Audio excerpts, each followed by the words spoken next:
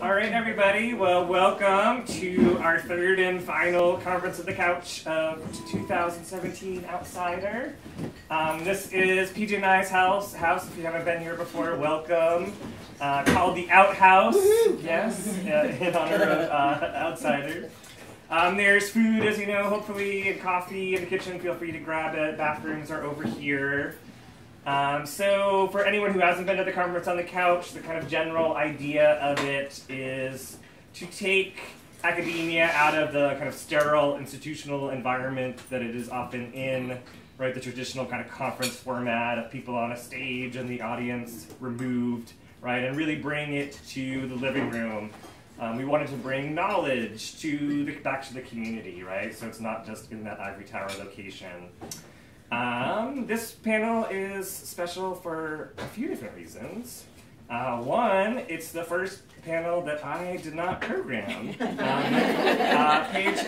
Schilt, who I'll introduce in a second, programmed, which is really exciting because I feel like the conference is kind of taking on a life of its own finally, which is great. Two, Paige was actually our first moderator of our first ever Conference on the Couch. Yes, and now our first moderator to do it twice. So that is special. And then the third kind of special thing is after this, we're going to have an art and book bazaar over at the Vortex. I think some of these folks here are going to be having their books on sale, and etc.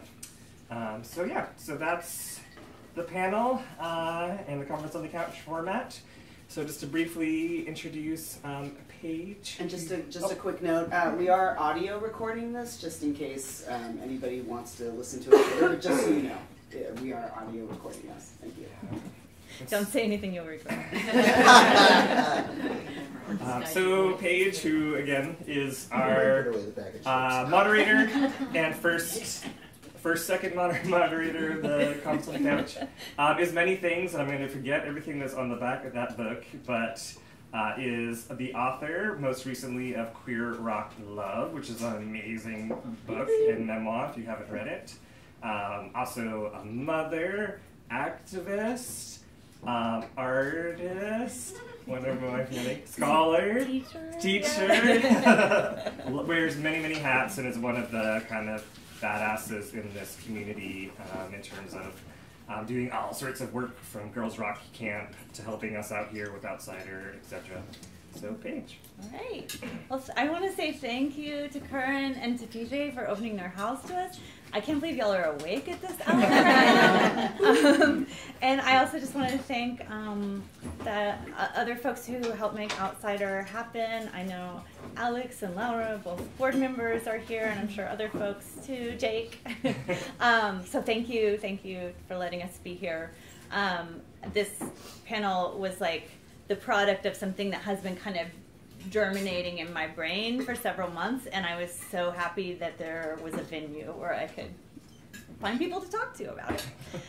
So I'm going to say a little bit about how I ended up thinking about taking the temperature of queer publishing, and it began in a place that's almost the polar opposite of where we are right now, which is the Writers League of Texas Agents and Editors Conference, which happens every summer at the Hyatt.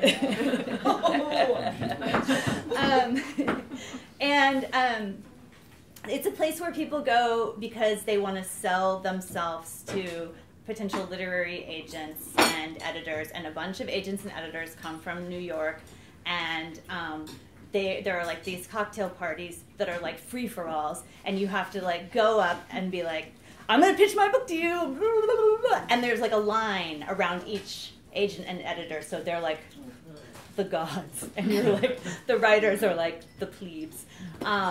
And I was there, and you know, it's a conference for people who want to make money from their writing.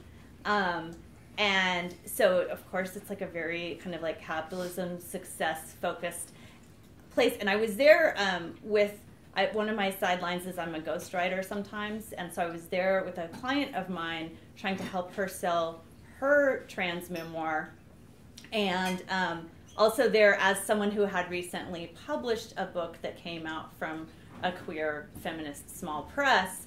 And I kept having, like, it was like, that my publishing world did not exist in that Writers League of Texas Agents and Editors Conference world.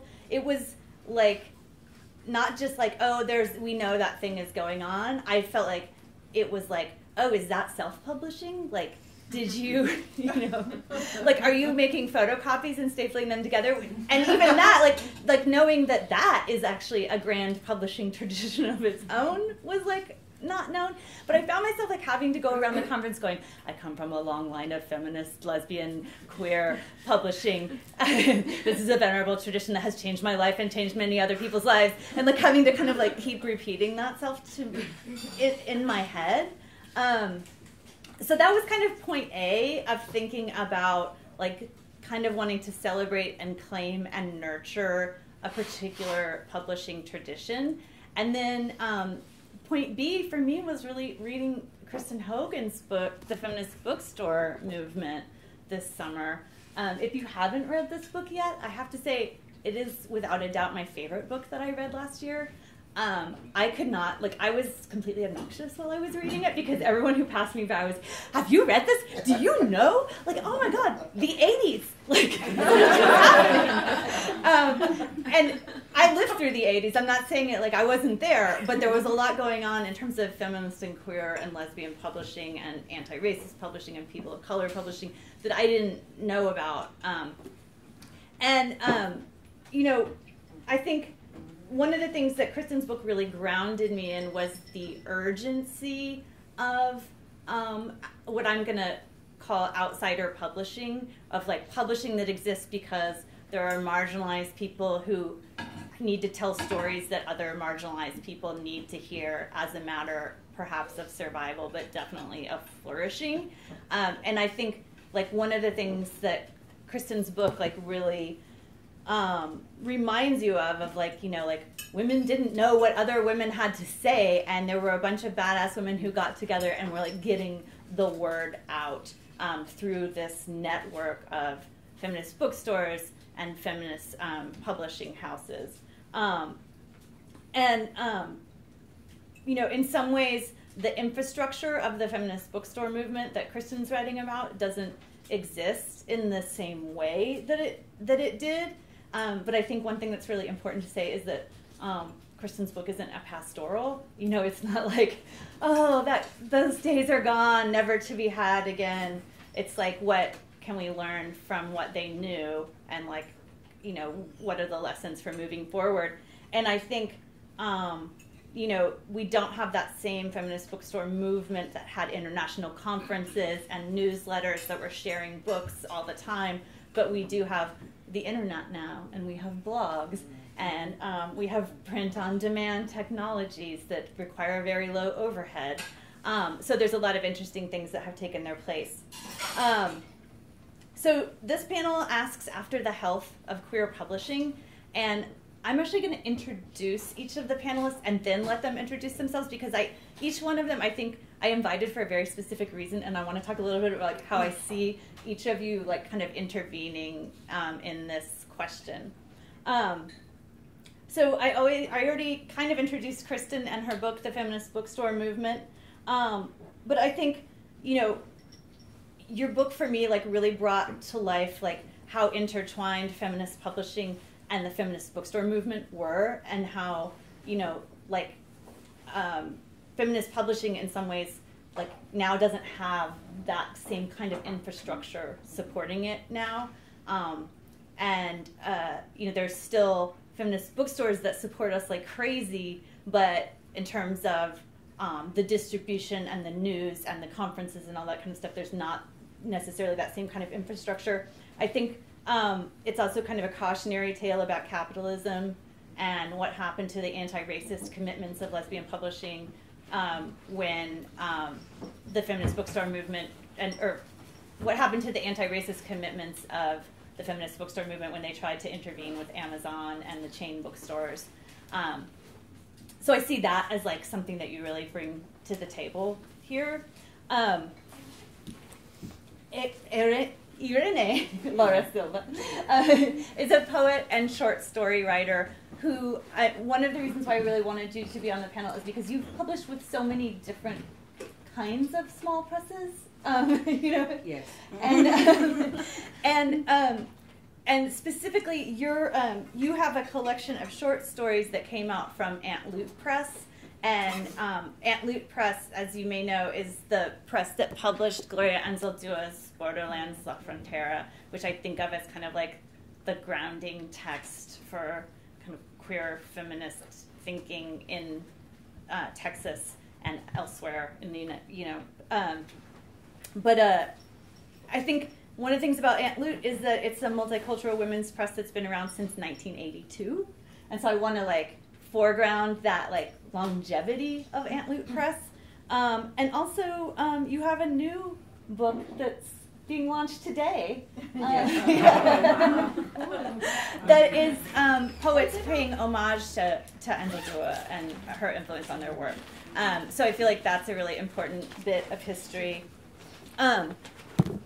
Lilia Rosas is one of the caretakers of Resistencia Books and also the executive director of Red Salmon Arts. I also want to foreground Red Salmon Arts as having been around since 1983. So this tradition of outsider publishing that has a really long life. And I hope one of the things that you'll talk about is the projects that you've been doing, like Save Our Youth, putting out chat books, because I think I want to make sure that we're talking about those kinds of alternative versions of publishing. Yeah. And then finally, Tristan Cotton is the founder of Transgress Press and also author of, or editor of numerous books, including Transgender Migrations, The Bodies, Borders, and Politics of Transition, and Hung Jury, Testimonies of Genital Surgery by Transsexual Men. And one of the things that I think is amazing about Transgress Press is that Transgress Press actually financially is thriving.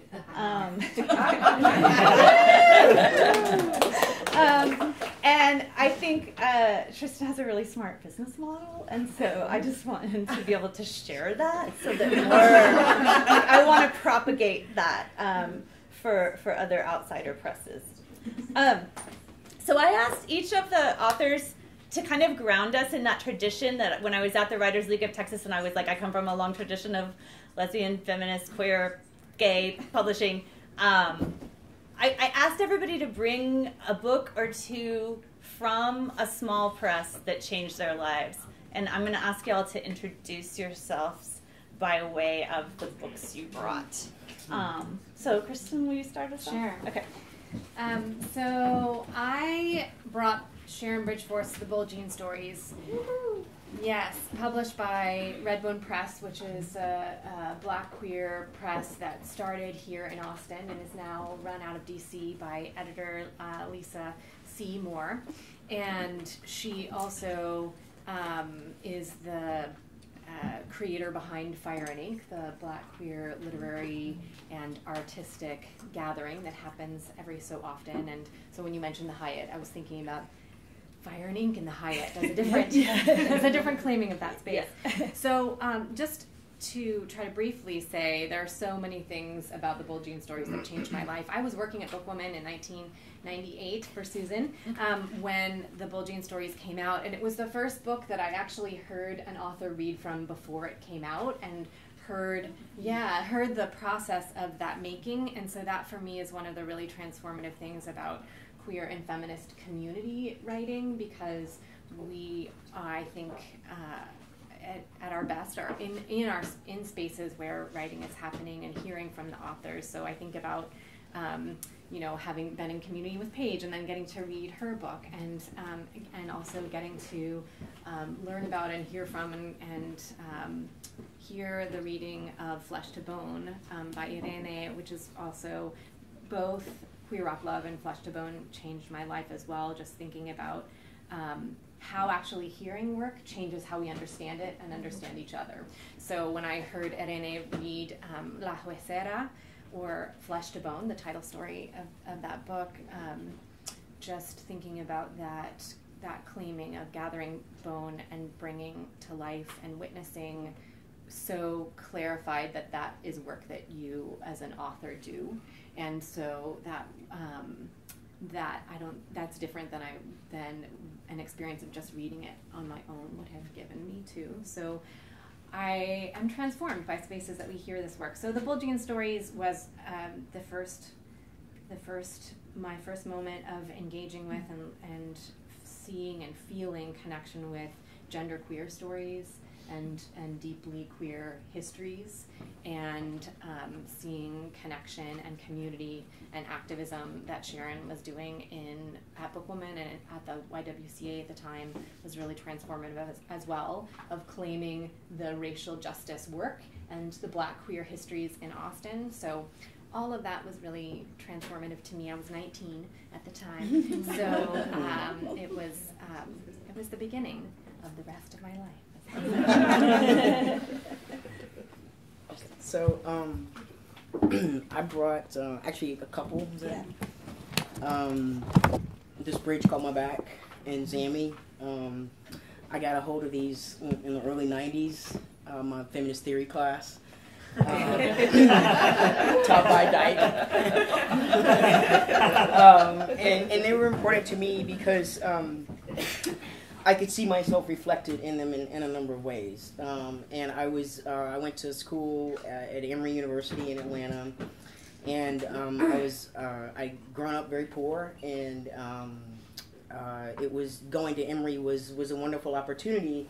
But it was also a place where I felt very alien and somewhat displaced for a number of reasons, not just class, but also, race and things. And so even like a lot of the African Americans, the few that were there, I say a lot, but the few that were there, didn't really connect with those folks because they were just so upper class. I mean, they spoke a different language, they had a different experience than I had. So, and then the sexuality piece, I was still trying to figure that out, and how do you, like, what is that? What is my attraction, and my gender, which was pretty masculine identified. So I felt alienated in a number of ways in that environment, and it was taking that feminist theory class and seeing and reading these books. This Bridge Called My Back had a wonderful tapestry of ethnic and racial and cultural mixing and cross-pollination, and the writing was beautiful, and it was a kind of theorizing and a production of knowledge from the basis of experience, from life lived literally in the streets. And so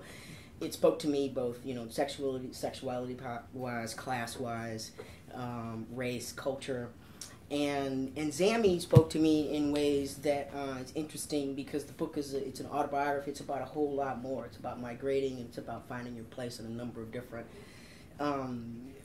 communities, and how do you make that all sort of gel together. And what I really liked about that was it's the sexuality piece and gender it's there, but it's not just front and center to the point where it dominates the narrative. There's really a lot more exploration about just the everyday struggle of being a migrant and dealing with cultural differences, having dark skin, and being in context where she also felt alien and had to figure out a path. So they were books of hope and possibility for me at a time in my life when I was really trying to figure out things, and in a place where there wasn't a whole lot to latch on to pull me in some direction or other. So yeah.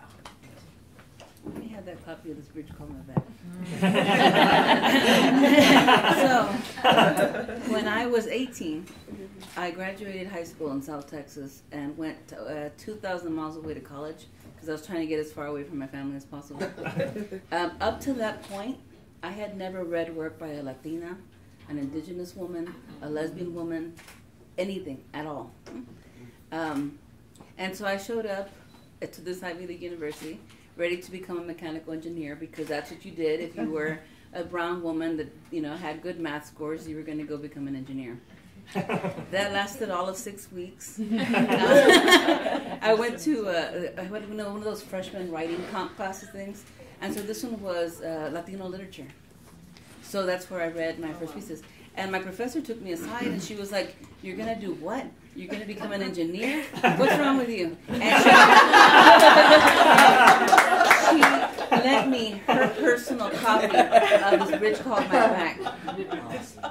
18, 3 weeks into college, and she gave me she lent me her personal copy.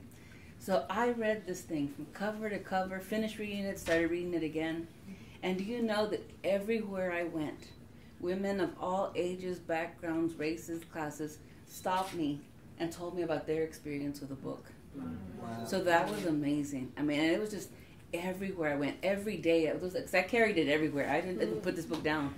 Everywhere I went, in restaurants, just sitting in a park, on a bench, wherever, people stopped me and shared their experience. And it just, you know, it blew my world apart. You know, and just brought me all of these voices and these different ways of telling stories, and that just, you know, foundational text. So, I actually brought 4 things. I just couldn't decide. Each one has its story, but we can start with this one. So this is the infamous cover that actually Third Woman Press had to not use when they reissued it because Esther Hernandez was receiving death threats because of this cover. This all started when I was at Reed College. There was a visiting professor who taught Chicana Latino literature class in pop culture. And he was heterosexual, but he was awoke enough that he pushed certain kinds of ideas. So he was like, you're going to learn everything from the corrido to punk rock to the fact that there's queerness. And he was there for one shining moment, 1 year. And it kind of just blew up my mind. And it was important because I grew up in the San Francisco Bay Area, and I didn't appreciate how diverse it was. But then I was in Portland, and I couldn't imagine a city whiter than Portland. And it was white, not just white, but lily white. And Reed was well-intentioned and liberal and sometimes radical, but sometimes the good feeling just didn't work. So to read this book at a moment where I was still trying to sort out questions of my sexuality was this gift that I think sometimes as educators, you know, and now I say this as an educator too, you don't realize that you're doing something. I mean, I couldn't put this book down. I think he just assigned a few passages, but I read the thing cover to cover, and it's beat up now, and now I have to guard it because it's, you know, it's a first edition, but it made a world of difference for me in that moment. And this is before I knew I was going to get into book selling. You know, sometimes I think it's that moment where you just wake up. And I had no one to really talk to about this. So it was, to me, then the conversations were with these books. So then I was like, well, what's this press? So it led me to this one. So I had to read some of the Cisneros because I'm like, well, what else are they doing? And I literally, this is the 90s. So you're mail ordering things. And then they would ship my books to me. And mind you, this is Portland, so there's Powell's Books. But they didn't have the books I needed, you know. And this one, I have no idea how I got it. But somewhere I mailed ordered it. But Shri Moraga's play, which later I did get to see. And then lastly, the one that I say, Ana Castillo me regañó. She was very disappointed this book was very beat up. What she didn't know was that I rescued it from the trash from a housemate that wasn't thinking things through. But I rescued it. So I guess to me it's that making space both literally and figuratively that I think is pretty amazing about just being here with you all. Just when we're alienated, do we find people in common, or is it that we have to look to these words to kind of realize that space is being made for us, right? So.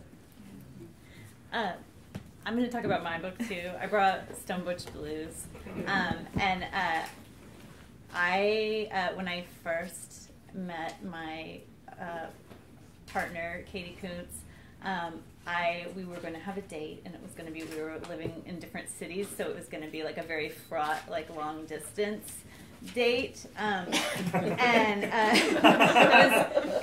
was definitely going to be a sleepover involved, and I called my friend Sandy Soto, who many of you know, and I was like, Sandy, I'm freaking out. I've never been with someone this butch before, and I don't know what her body issues are. Like, I don't know how to traverse this territory and be respectful. And Sandy was just like, read Stone Butch Blues. And so I ordered that shit immediately. Can it get here before she gets here? I was in the airport finishing it up, you know. And I have to say, it served me really pretty well.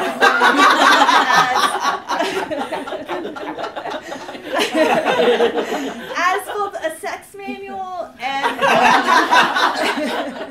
like also as like, I mean, just the other day Katie and I were having this conversation about whether we would be willing to get arrested at a protest, and Katie was having like a very specific negative reaction to that idea, and I was like, okay, like I think back to my reading of Stonebush Blues to like contextualize this conversation that we're having about being willing to go to jail or not. So it's like a text that I come back to a lot, but I feel like the common thread of all of these stories is like we needed something, we felt alienated, or we felt like we didn't have the information that we needed to make our lives, and then we got it from these books that came out from teeny tiny presses. I mean, I was just laughing when you were holding up this bridge called my back, because this is my copy from undergrad, and it has this thing on the front that says 40,000 copies sold, which is like huge to me. I mean, like I would like someday dream of my book. Like I'm like, if I ever got to like 2,000, I would be really happy. But it's also like in the world of like the Writers League of Texas conference, that's like a little tiny drop in the bucket.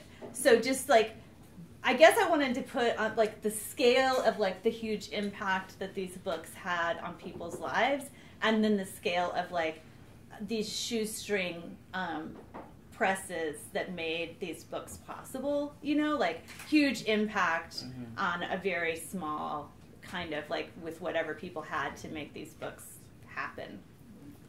So I want to thank you everyone for indulging me in the show and tell. I feel like really grounded in like how important this question is, and I want to ask. I want to kind of open it up just to the panelists first to sort of say like, when or where or how or if queer publishing is thriving, like where do you see it going, or how do you see the health of queer publishing right now?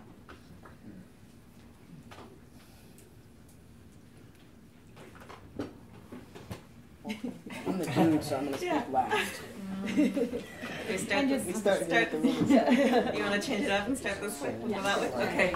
I don't know if I can speak to queer publishing very well, so that's why I'm hesitating. And thinking about all these actual books in themselves, I don't actually see them as exclusively queer presses. And in fact, it raises this question of intersectionality, but in its, I don't want to say purest form, but in its point of origination, which is as a way to actualize and build and bridge community and movement simultaneously as you're interrogating self and identity.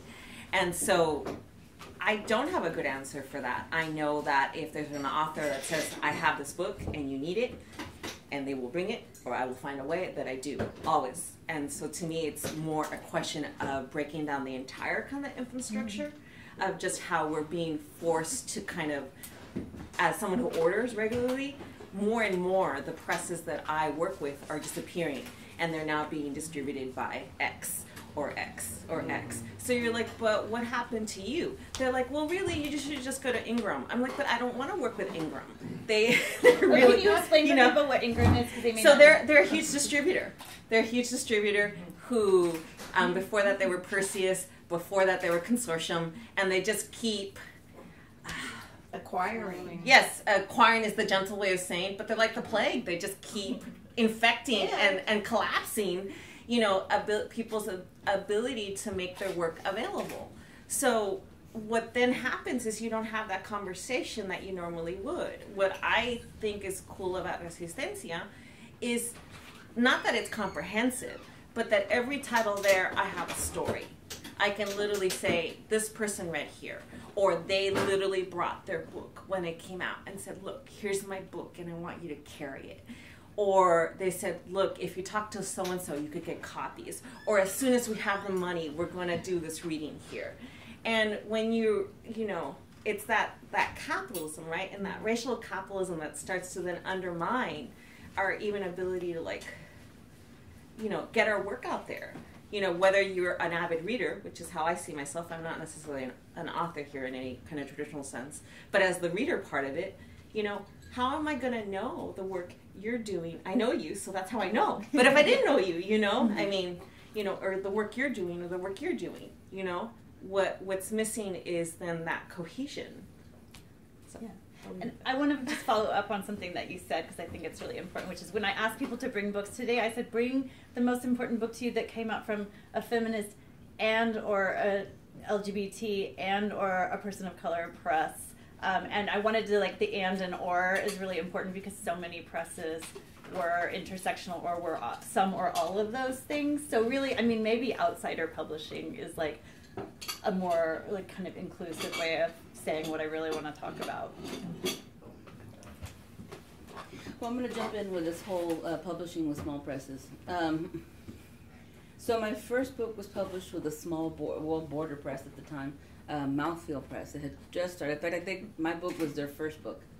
And she was interested, Miranda Maloney, was interested in publishing both in English and Spanish, writers from both sides of the border, men and women, poetry that otherwise wasn't going to get published. And since I was at the point where I was about to jump off a bridge if someone didn't publish a book, it was nice that she decided to choose my book. So that worked there. But it was interesting working with them because, I mean, they had no experience in promoting a book. I'm really pushy, you know, and I will find a way.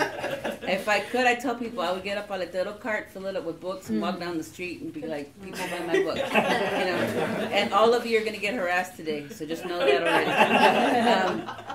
But so, you know, I had to learn how to send it out for reviews. I had to learn how to promote it, how to, you know, enter it in prizes, and I had to put up all the money for all of that. So, you know, it was kind of learning as I went. Second press, I lucked out. Not I lucked out. It was also a really long and crazy process. But it was amazing to get my short stories published with Aunt Lou. Part of what happened is that after my 23rd or 24th rejection from different presses of all kinds, it occurred to me one day, it just went off like a light bulb. I'm like, you know, I love Aunt Lou. I've read pretty much everything they've ever published. But for some reason, I was too intimidated for a really long time to send them my work. When I finally did, right away, they said they were interested, but it took time for them to really say yes.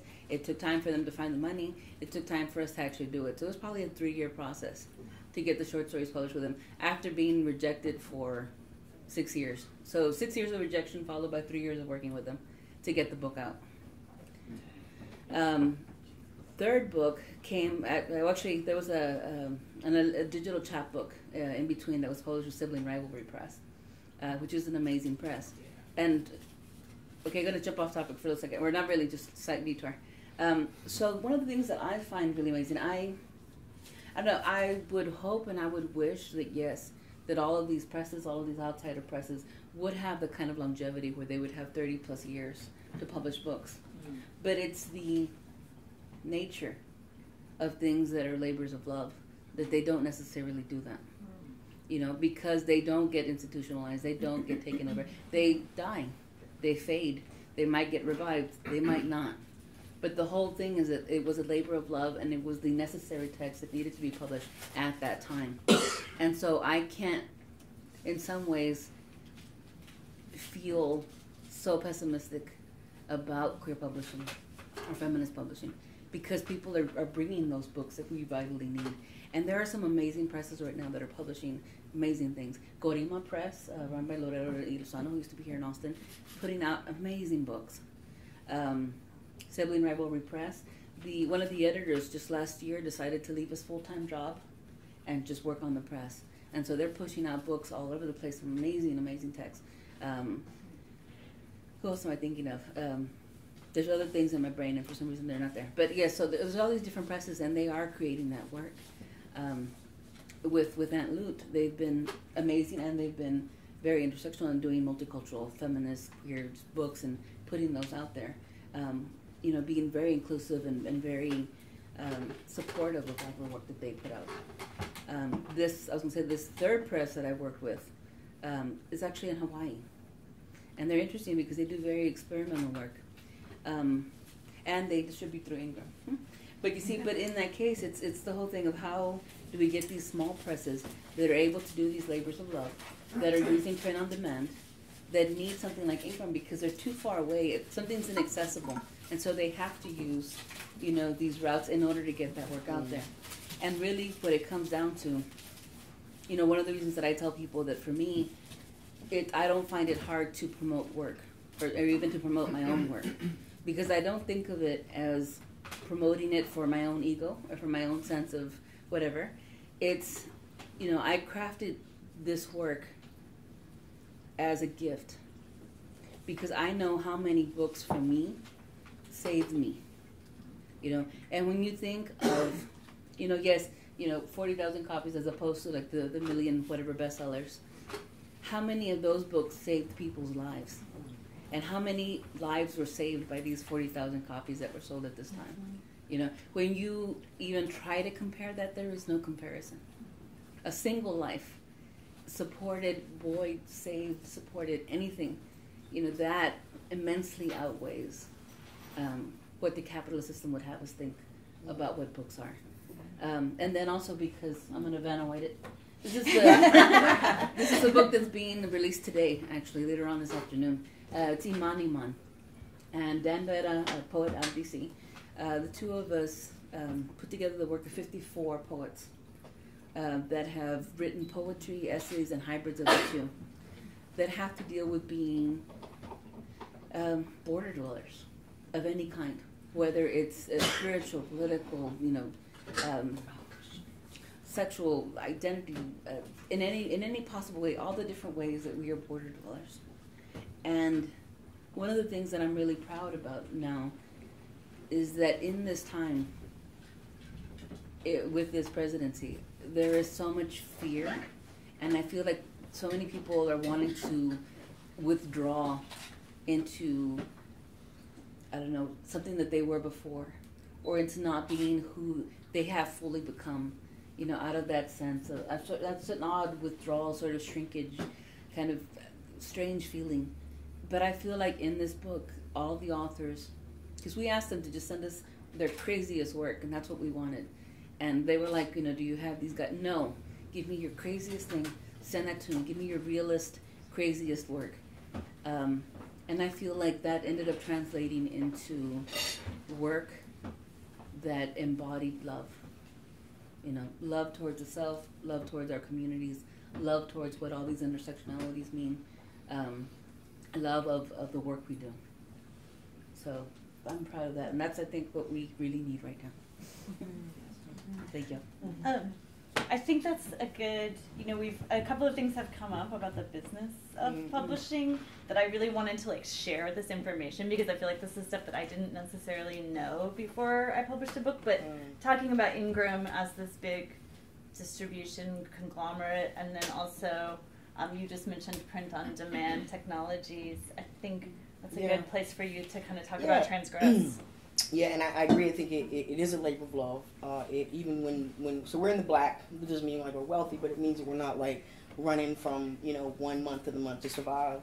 I am pretty optimistic about the future because of technology, but also because of there's creative ways to get staffing to do a lot of the work, because it's an incredible amount of work to bring a book to the market, to bring it to the readership. And so print on demand, number one, is just hands down wonderful. Can you explain what it is for people? Yeah, so print on demand is your ability to print a book out. We work with CreateSpace, which is a subsidiary of Amazon.com, but there are other companies as well. So you basically can print one book at a time. The technology, it used to be where you had to do a print run because they didn't have the kind of technology we have today, because you'd have to, and it's when you think about printing, you have to move and shift these heavy plates, and that's labor, and it takes time, and so you don't do that every time you want to run off one book. So now they've got different types of technology that can be just printed out. In fact, it prints out sometimes one book the same day it goes out that afternoon. So that means then that as a publisher, we don't have to commit $5,000-$10,000 toward, and then try to guess how many books are going to be sold, and then figure out, well, okay, now we overshot it, so now what do we do with all these extras where we've lost some money? So that in itself, it allows you you can't lose money in terms of that respect, being able to just print on demand. Also, someone else prints it and sends it out. the nice thing about that too is that we work for UPS as opposed to USPS, which is just horrendous about getting books. So UPS, like, they get there, and the thing is, if they don't get there, I just call up and they say, hey, my book didn't get there to this person, and I'll ship another one out immediately. And it could be 50 copies, 100, or whatever. If they don't, they guarantee it. So it's not like I have these 500 books sitting here and I got to go to the post office every day and mail them. Then if they don't get there, I got to pull another one off the stack. And and I know this sounds like really small stuff, but these small incremental pieces of it actually add up over time in terms of how much you get to save. So print on demand has made it easier to save from losing, save money, but also to keep from losing money that people a lot of times would lose from these large print runs. The other aspect I want to say is I think someone mentioned that there was a professor or someone who took time off in a sabbatical. I remember it was part of this person or something I was hearing yesterday. But I took my sabbatical year off and to set up this press, and it was a lot of work. I did a lot of the editing at first. But what I realized about that is that I didn't have to pay someone to do that. So basically it was my labor that went to that. So it's like you want someone to edit a manuscript, it can, anywhere from $1,000 to $1,500 sometimes. So part of what I wanted to say is that if we can get people to step up, people who have time. Not everybody has time. Some people work 9 to 5, 9 to 9, or whatever. People work 2 jobs. So you don't expect, folks like that to be able to. But I'm a professor, and I do teach a lot, but I teach online. And I also get chunks of time off in the summer and in the winter. So I have time to have a schedule. I have my own schedule. I don't have to be somewhere in the office all the time. So it allows me some leeway to be able to work and put more time into editing and doing the production process. There may be somebody who's working 2 jobs or trying to, another thing that helps is there's some creative ways to figure out how to get things edited or get things typeset. If when a book starts out, it comes to us, we make a decision whether or not we're going to commit to it, and then it goes through a process. Sometimes, like, your book was so wonderful, I read it in one setting. We didn't need to really send that out. So I read some of the books, but a lot of times I will hook people up with editors in the community. And some of these editors are people who need the job, right? So in some ways it's like connecting people to one trans person, is a freelance editor, and that's how they make their money and survive. And so you hook that person up with an author who needs some work. Sometimes we have the money we can invest to pay the editor, and other times the author or editor has the funds to contract. So that's one way of doing to kind of keeping the overhead down. Another way that we did that I do this is like my graphic designer, for example. He does most of our book covers, and he does all of our web stuff and takes care of shit that I will never understand, or all that technical stuff. But I can pay him in books because he has a book through us. So for per $1,000, for what his time is worth, and it's worth that. It's, I'm impressed upon you. It's really important. I need to realize that the work that we do is really valuable, and it's worth paying people what they ask for, and this is how they survive. And so, but I can pay him a fourth of that in books, but to him it's $1,000 because he can take it and turn it over and sell it or pass the books out for reviews and things like that. So there's some creative ways sometimes to get around the exorbitant price that you would end up spending sometimes. Paying a publisher to find you an editor, a couple of grand or something like that. Which, and another thing was, there's a lot of services out there. Has anybody ever heard of Fiverr? Fiverr. Okay, well, you just put that in your phone. Wonderful service. They do all sorts of stuff: marketing, editing, typesetting. So I go through Fiverr to get some things done for a fraction of the cost that I would pay. Someone who's advertising on the web as their individual business. I mean, a fraction. That's because there's somebody sitting in another country somewhere where that little bit of money actually goes farther in their country and in their economy. They can do that work. A lot of this one group I work with is out of India. So, for example, they typeset some of our things. They do a lot of our Kindles, and you know, like I said, it's a fraction for what we would pay if we were paying someone here in the States to do that. But what I poached one of the typesetters because he in the back door, you know, he was like, "Hey, I'll do this for you for this, but don't tell them." And you know, we're gonna hook this. So I've been working with him now for a couple of years. You know, it's just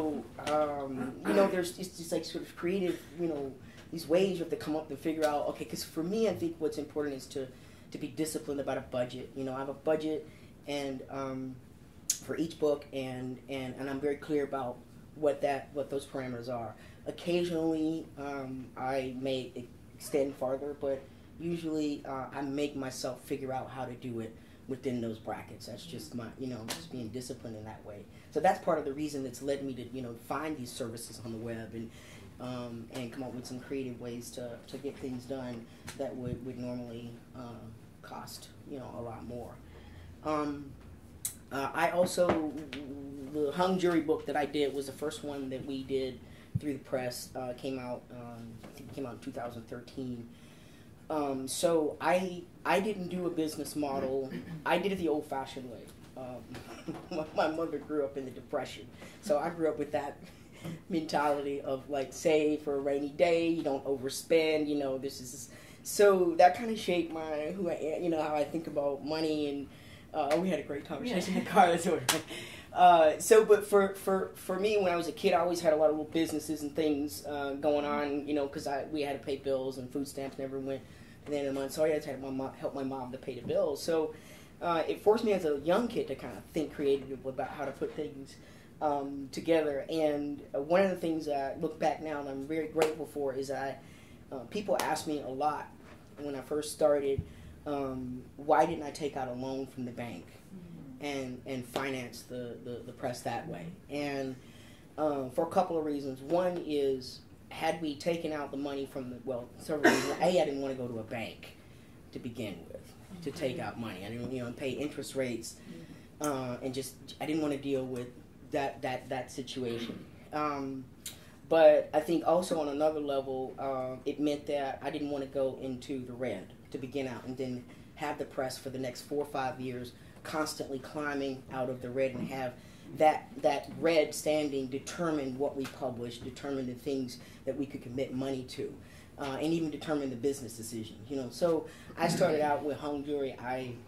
That book probably sold about over 3,000 copies now, and so a lot of that money went into the beginning, laying the foundation, the legal foundation. You know, just paying for lawyers and things.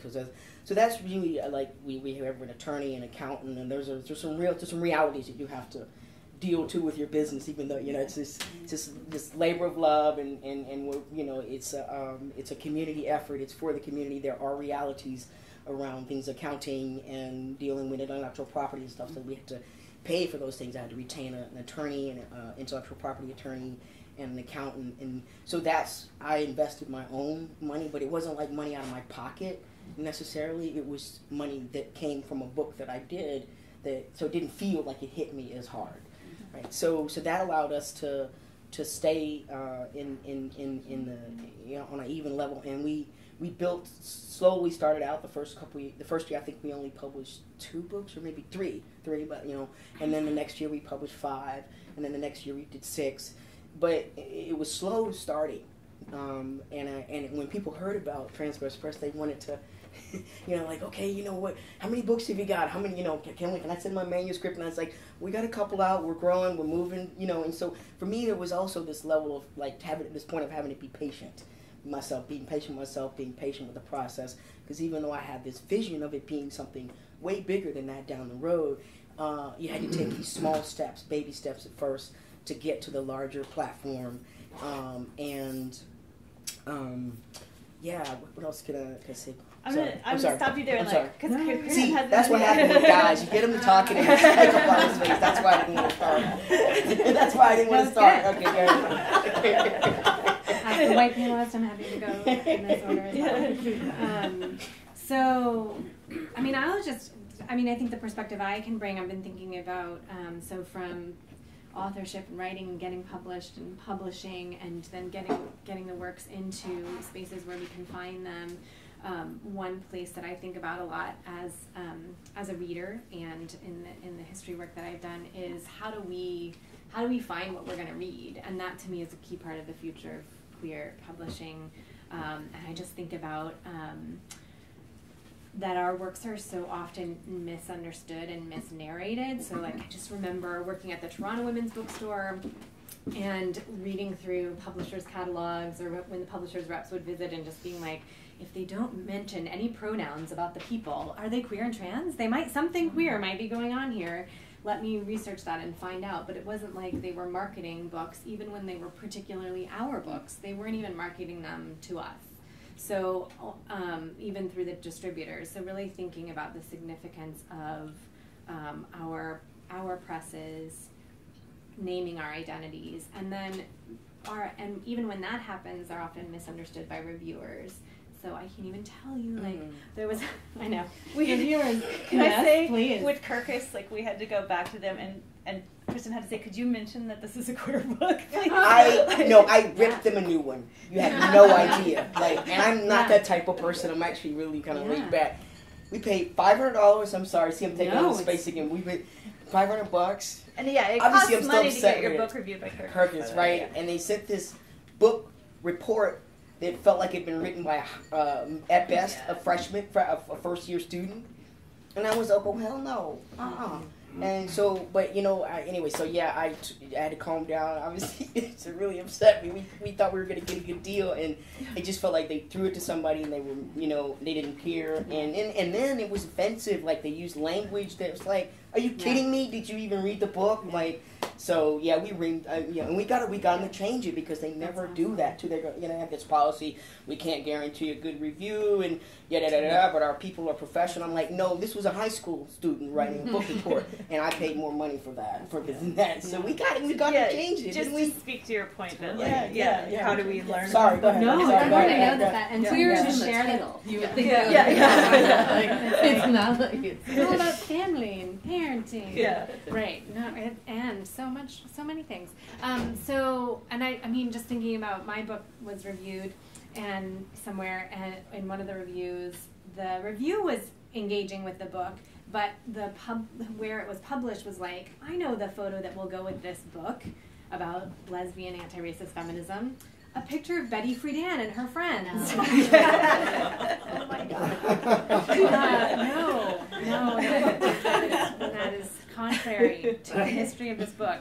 So it's really hard as readers to find the work that's going to validate our lives, as we talked about. And I know all of you have stories of books from queer presses that have changed your lives. So I was thinking about where I've been looking for books and how I've been finding. So in addition to our fabulous feminist bookstores here, Resistencia and Bookwoman, I look in some places like Color Lines, Lambda Literary, which has a complex history of its own, but is also, you know, one important place that profiles queer presses, and of course runs the Lambda Literary Awards, and then press lists. So even, you know, going to Transgress Press and you know, reading through that list and getting all those books. Aunt Loot, Kegadance, Metonymy, Redbone, Vintage Entity, Women's Press Toronto. So kind of sharing, like you said, you went back to what else did they put out? That's so powerful to do that and actually notice where our books are coming from and what else is being published there. Conferences, I know that you and both of you, Lilia and Tristan, go take the work of Resistencia and Transgress Press to conferences, and I know that both of you, Paige and Ire'ne, as authors, also do that work too. You probably do that as an author as well, like sharing your work as authors. So really looking at those tables, and so I'm wearing my Love Your Librarian t-shirt. As a former librarian too, I mean, librarianship is changing, so there is not as much. Librarians aren't doing as much work actually researching and buying individual books, so we were struggling recently. Paige reached out and was like, UT doesn't have our book, would someone request that they buy it? Which is really important, because we also want, and as you mentioned, our presses don't always survive long term because we're not on a capitalist model. It's not about lasting forever and how much money can we make. It's about sustaining each other and love. So how do we actually get them into libraries and keep them in libraries, which also means we need to check the books out, because they do look at those circulation numbers, and if they're not circulating, they're going to go on sale and they're going to sell them out of the library. So even thinking about that kind of advocacy and activism, and really noticing what is not in our library, and can we donate copies, or can we, so one thing that librarians are still doing is creating like reading lists or gathering special collections sometimes, and even asking for that, and certainly in public libraries that happens more often, but the books have to be there first. So just, I was thinking about those pieces of how do we find out about them, how do we keep them, so that the future work is still contextualized and connected and rooted in all of the work that's gone before as well.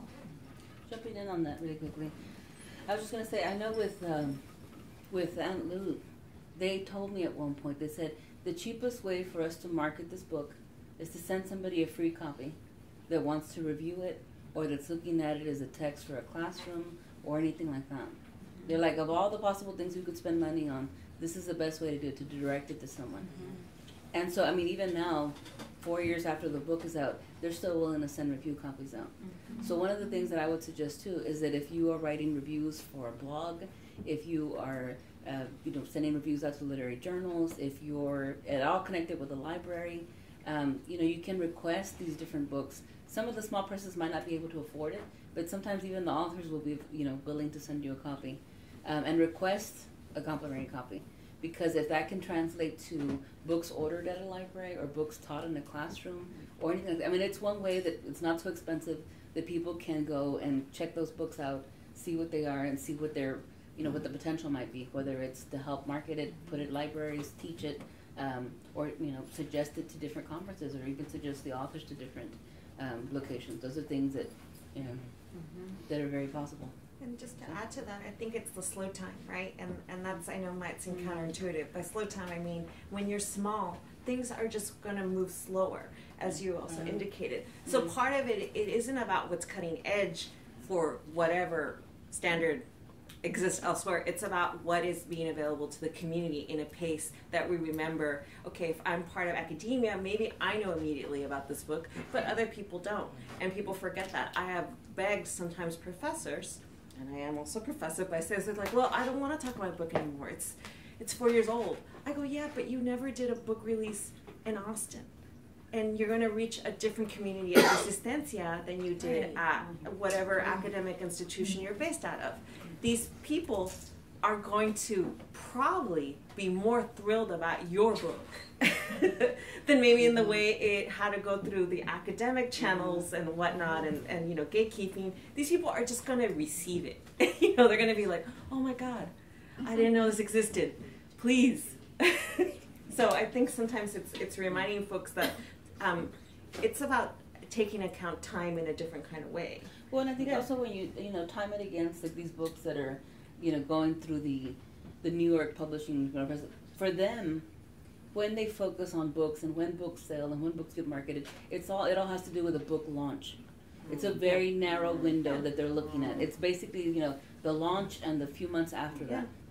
When you think about the books that are on this table, some of them are 20, 30 years old, and we still talk about them and smile, cry over them, share them, everything. And so it is a very different sense of time.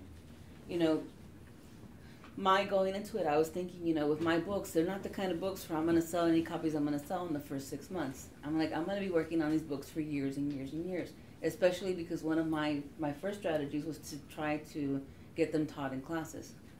When you do that, things are being taught in classes for 10, 20, 30 years. Untitled has been taught for, since it came out.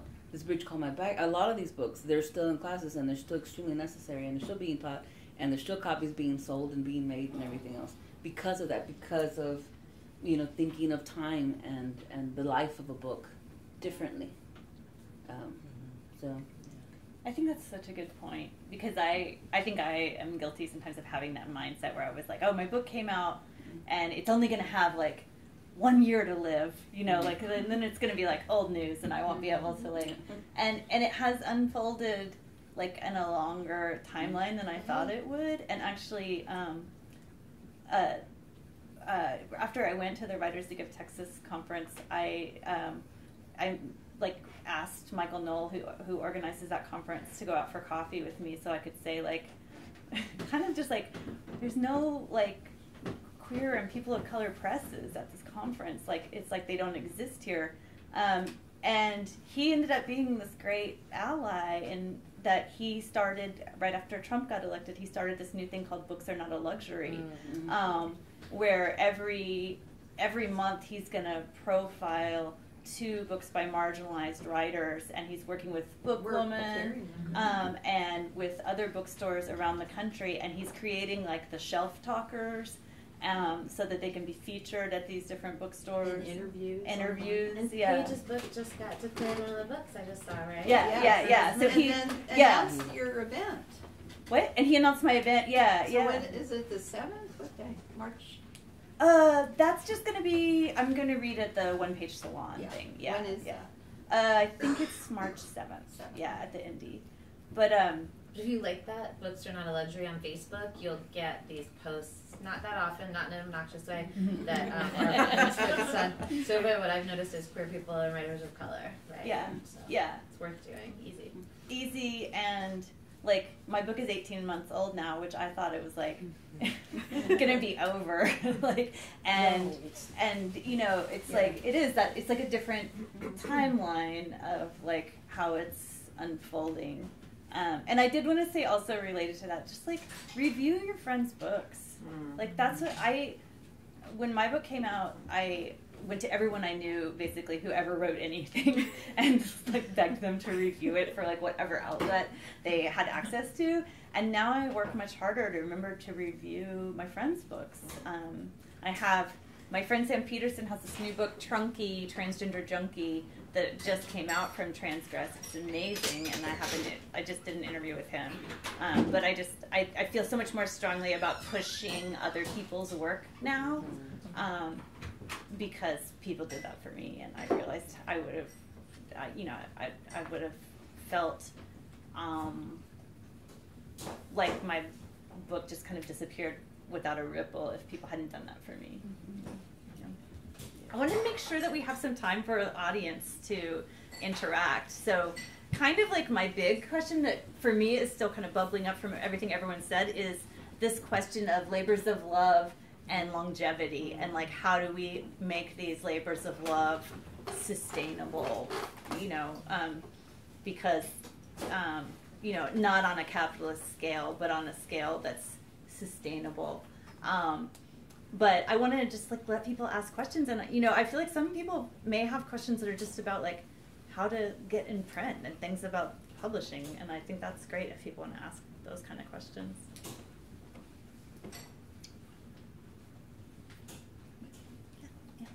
I too was struck by labors of love, so I wonder if I could just piggyback on that, because what I was taking from what Ire'ne said was that maybe things can be more ephemeral, or maybe sustainability means that one person makes something happen and then they complete that project and someone else makes something else happen. This is something that's just been of tremendous interest to me, watching various organizations reach like 20 or 30 or 40, and sometimes with one person still as the main person in charge, and often it's very difficult to move an organization to the next generation, particularly if you haven't institutionalized and are more ad hoc. So it's made me, as I hear those stories, think, and I think this is what you were saying, but maybe you could, elaborate, that could be okay. That it's not a failure, and I think a lot of us carry, it's not wrong, this idea of, oh my God, let's not let this die, and try to get more people in there. So I just was really struck by that idea of like a labor of love might have a different kind of timeline.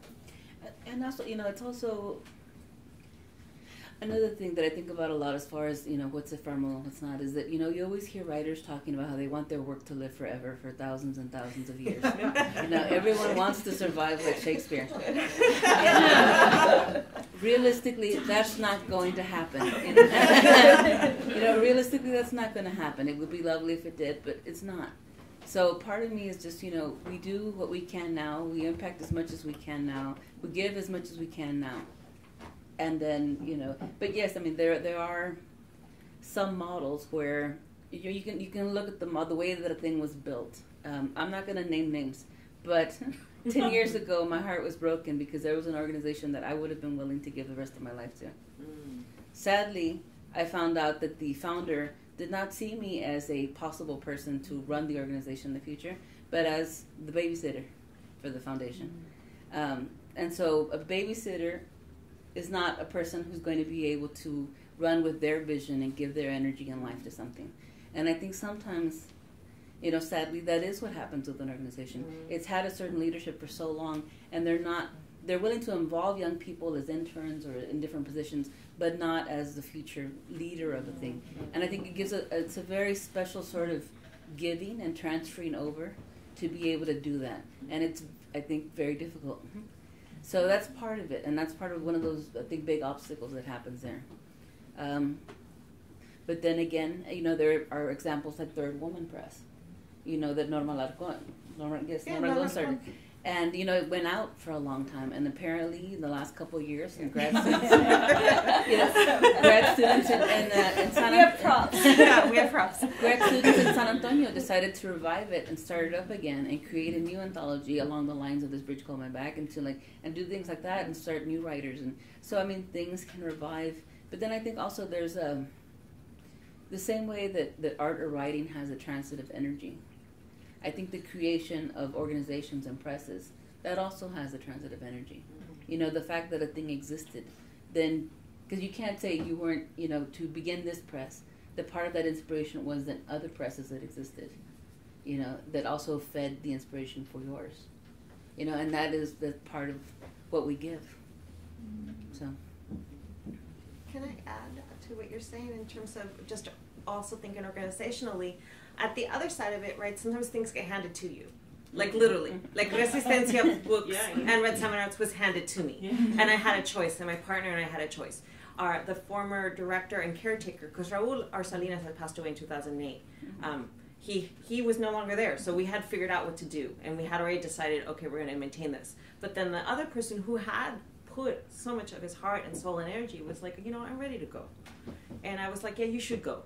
And it was good. It was amicable, but really it was like, yeah, go. Let's just go, because it's not working anymore. But we had to make a choice. And then sometimes the other side of it is inadequate kind of mentoring. Because he goes, well, you'll know what to do. I'm like, it doesn't matter how educated I am. I'll know how to do things. There's just certain things you don't know how to do. You're going to have to figure it out. So I think part of what I've appreciated about the community is their forgiveness in our transition. Because we've made mistakes. I'm like, I don't know. Let me figure that out. Let me go call somebody. How do you do this? How do you figure that out? And so I appreciate that in our smallness, there's been at least a core group of people who've allowed for that kind of support to happen. And the decision we had to make was, is this bookstore worth keeping? Because or is it time for it to go? But we didn't think we were the ones who had to answer that question.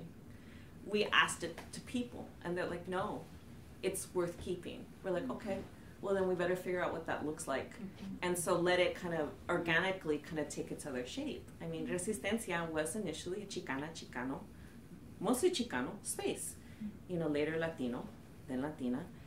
Always had queer in it, but not explicitly. And so we've let those parts that weren't maybe as obvious be obvious to people. It's like, no, we've done all this stuff. We just maybe didn't tell you.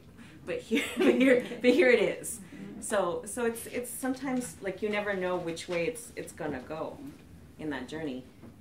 Can I also just say briefly that I think that part of that sustainability that you're speaking to, that all of you have spoken to, is about the ethics of how you are running these spaces. So I'm thinking, Tristan, about what you said about paying people what they're asking for, and particularly thinking about paying queer people, paying queer people of color, that this is all part of sustaining our community. So in the capitalist model, like sustaining something looks like, you know, how can we cut costs? How can we last? How can we continue to make money? And that is such a different market than what you're doing. And I'm thinking about you asking the community, like, do we need this bookstore? Is not like, well, let's look at the books. Are people still buying? There's still people giving us money? Well, then we still need it. It's not about that entirely. It's about people need the space, even when they don't have the money, even when they can just come in and buy a used book.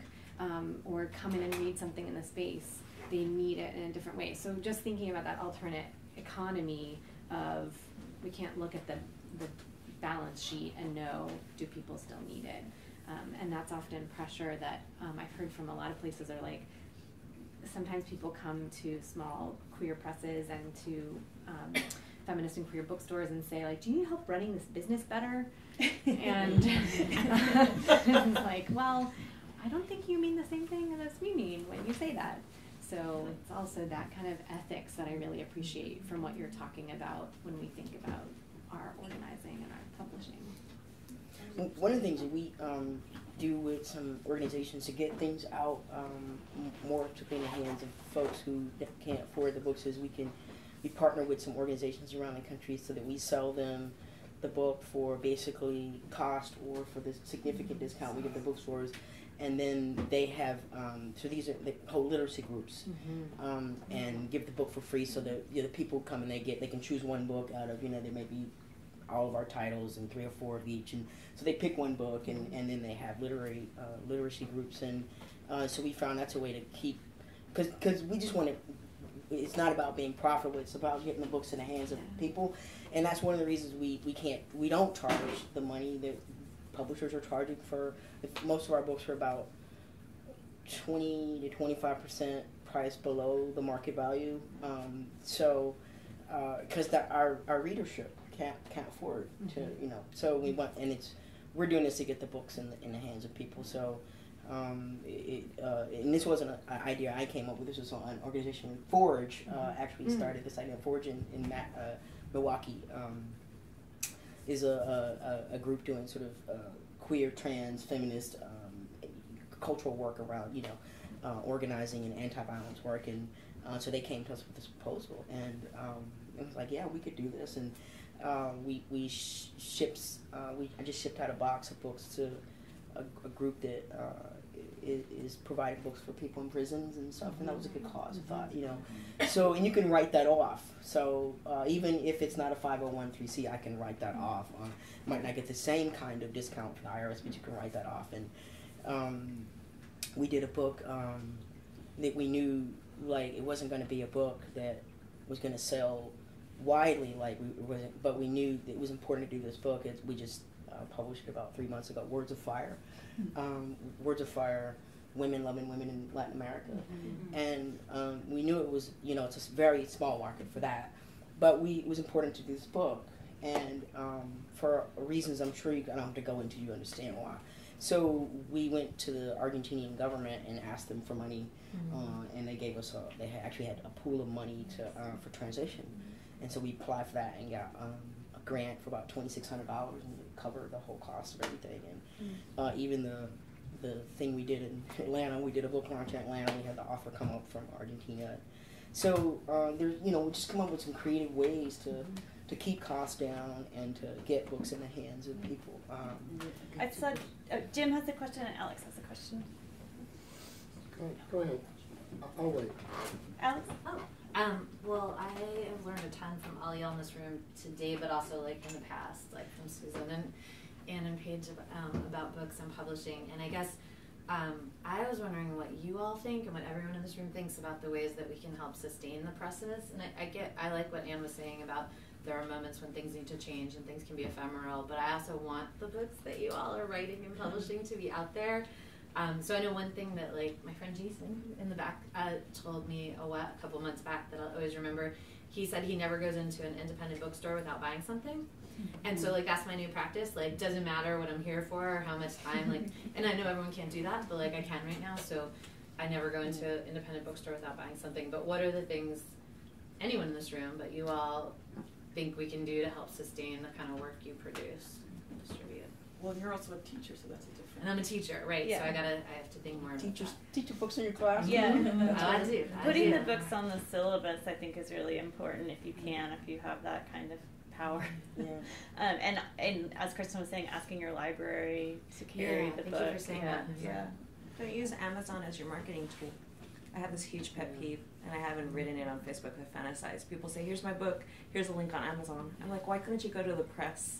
Just go to the press and put the link from the press. And I'm not even judging the press. I'm just saying any press. Any press, big press, small press. But use the press to do that, because you're like, by using Amazon, you just given Amazon. I totally agree. Free advertising, right? So it's like it infuriates me. To understand, let me underscore how tips are very important, because we do this. I have this, go through this with authors, and of course we run them through Amazon because it's like this worldwide distributor. You can't get around them. But we ask people to, put the link of the press, because when you buy a book directly from the press, we don't have to share 40% of the profit. I mean, they take literally 40% of that, and that's after we paid for the printing. Okay, let's be clear about that. We pay for the printing and production of this thing, then they take 40% off of that, and then if you want it through Ingram, which is I hate to do extended distribution, they slash another 40%. So you can sell a book for $20, and away from that you come away with $2 royalty that I then have to share, and taxes on, and then figure out how to run, so it's, very good point. Thank you for saying that. And there are other bookstores that do links too. Yeah. Right? You can link to Book, you can link to Powell's. If you, I mean, the press is a better idea, but there's still. Yeah, but also you can highlight the bookstores, or also Indie first. Yeah. And we'll take it to me in this. But I'm happy to give the book to a bookstore, for a bookstore for the standard 40% or whatever I'd rather do that. And if someone buy it in a bookstore, than to buy it or from people Amazon in their self-promotion are like, "Oh, go buy my book. I think it's available on Amazon." Yeah. I'm like, really? You just said that, and we're right here. Like, you're Right. here. Like author, publisher, booksellers. Like, we're right here. Like, couldn't you thought of someone else?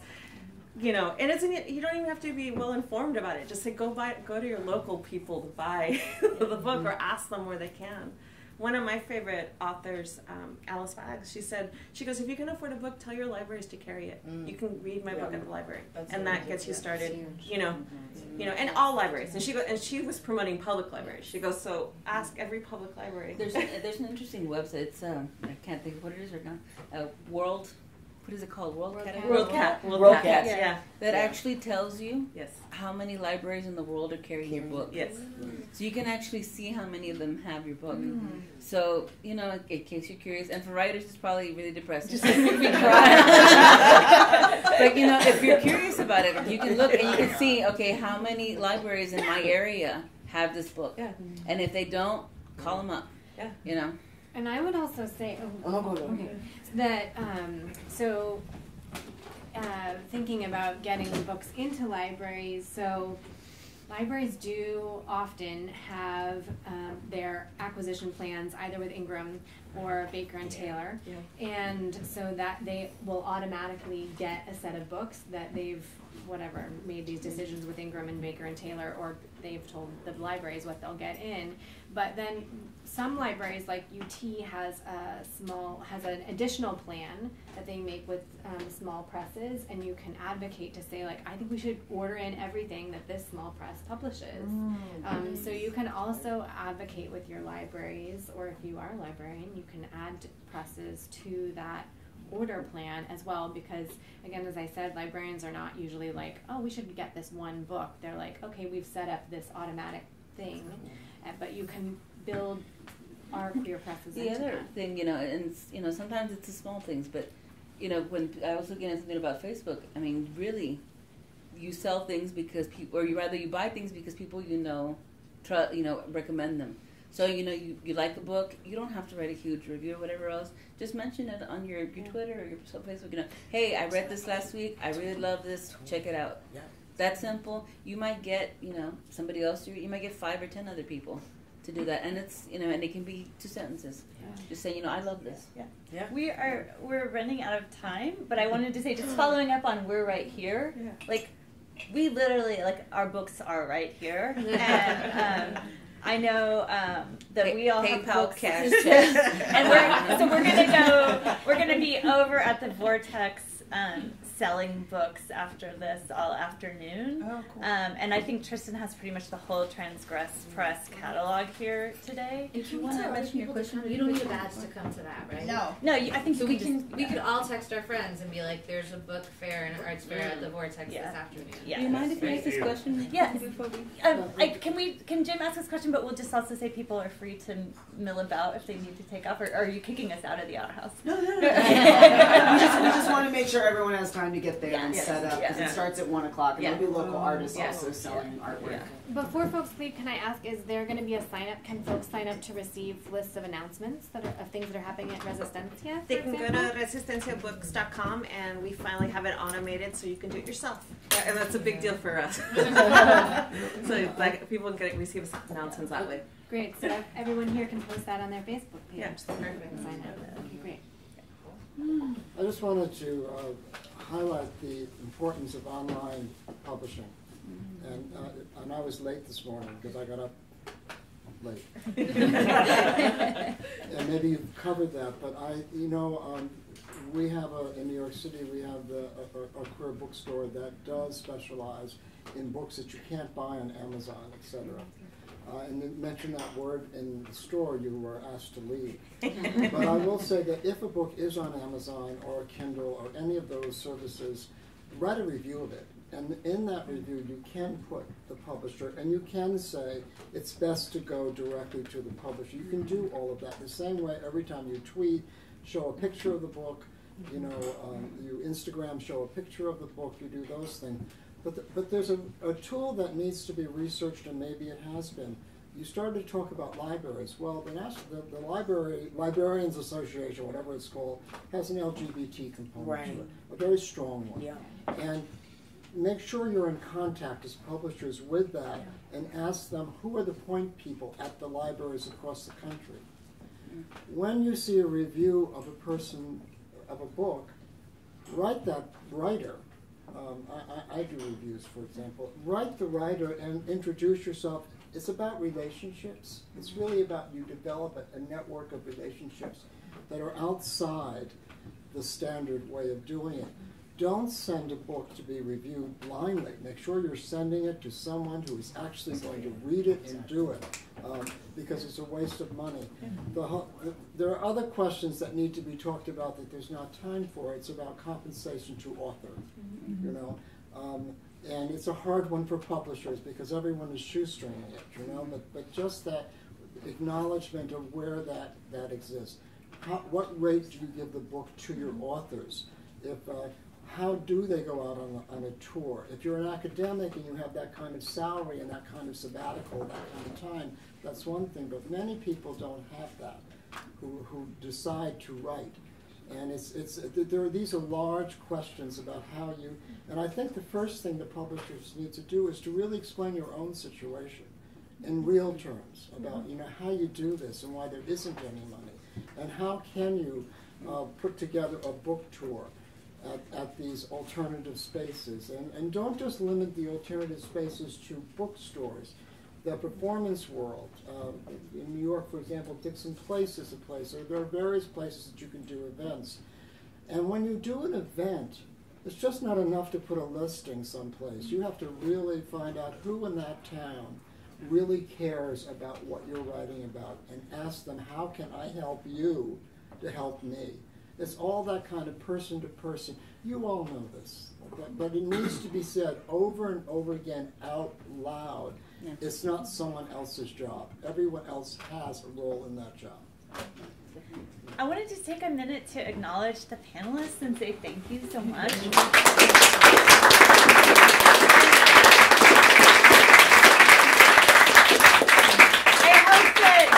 These conversations can just continue here in this space and over at the Vortex at the Book and Art Bazaar. where we'll be hanging out and selling books. So thank you all.